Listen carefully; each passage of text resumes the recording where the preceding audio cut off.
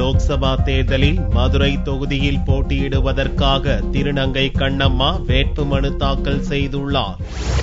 தமிழகம் மற்றும் புதுச்சேரியில் வரும் 24ஆம் தேதி நடக்கவுள்ள லோக்சபா தேர்தலுக்கான வேட்புமனு தாக்கல் மார்ச் 29ஆம் தேதியான சனிக்கிழமை துவங்கியது.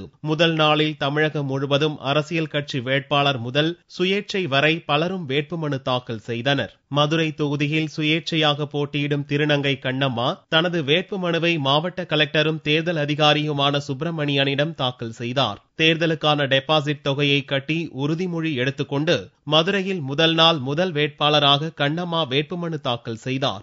நோட்டா நிறைய வாக்கு விழுந்துட்டு இருக்குது. அது எதை காட்டுதுன்னா மக்கள் நிறைய பேர்ட்ட அதிருப்தியா இருக்கிறாங்கன்னு அர்த்தம். அந்த அதிருப்தியாளர்கள்லாம் ஒன்றிணைச்சு நான் எனக்கு அந்த வாக்குகள் அதே மாதிரி நிறைய கட்சி சார்பு அதிருப்தியாளர்கள் வாக்குகளையும் நான் ஒருங்கிணைச்சு நிச்சயமா நான் இந்த தேர்தலில் ஜெயிப்பேங்கிற முழு நம்பிக்கையோட இறங்கியிருக்கேன். நன்றி.